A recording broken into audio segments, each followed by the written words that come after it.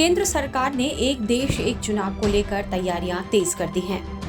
अब तक ऐसी चर्चा थी कि सरकार 18 से 22 सितंबर तक बुलाए गए संसद के विशेष सत्र में एक देश एक चुनाव को लेकर बिल ला सकती है। हालांकि अभी तक संसद सत्र का एजेंडा साफ नहीं हो सका है और कई तरह की अटकलें लग रही हैं। इन्हीं चर्चाओं के बीच केंद्र सरकार ने एक देश एक चुनाव की संभावनाओं पर विचार के लिए एक कमेटी का गठन कर दिया है। इस कमेटी का अध्यक्ष पूर्व राष्ट्रपति रामनाथ कोविंद को बनाया गया है। कोविंद को इस कमेटी का अध्यक्ष बनाए जाने के बाद बीजेपी अध्यक्ष जेपी नड्डा ने उनसे मुलाकात की।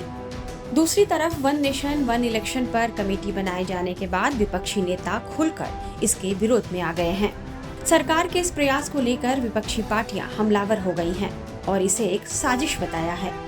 मुंबई में इंडिया गठबंधन की मीटिंग भी चल रही है और माना जा रहा है कि विपक्ष में इस मुद्दे पर विस्तार से चर्चा हो सकती है। सरकार के इस प्रयास के बीच आपके मन में ये सवाल होगा कि क्या देश में पहले कभी लोकसभा और विधानसभा चुनाव एक साथ हुए थे? तो चलिए आपको बता दें कि हाँ, ऐसा हो चुका है।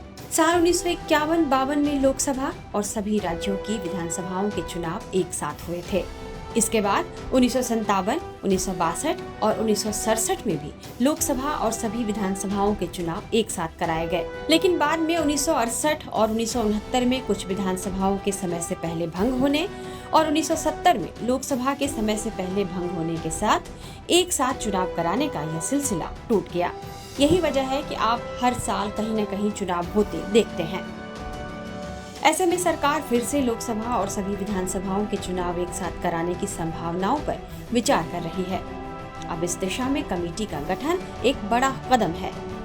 हालांकि सरकार के लिए इसे लागू कराना भी एक बड़ी चुनौती होगी, क्योंकि एक साथ चुनाव कराने के लिए कई विधानसभाओं के कार्यकाल में कटौती करनी पड़ेगी, जिसका निश्चित तौर पर विपक्षी पार्टियां तो विरोध करेंगी ही। बीजेपी शासित राज्यों में भी इसका विरोध होने की संभावना है। हालांकि दुनिया के कई देशों में इस तरह की व्यवस्था पहले से है। स्वीडन, बेल्जियम, साउथ अफ्रीका और इंडोनेशिया जैसे देशों में सभी चुनाव एक साथ होते हैं। देखना होगा कि भारत में मोदी सरकार इस व्यवस्था को कैसे लागू करा पाती है। टाइम्स नाउ नव भारत डिजिटल की रिपोर्ट।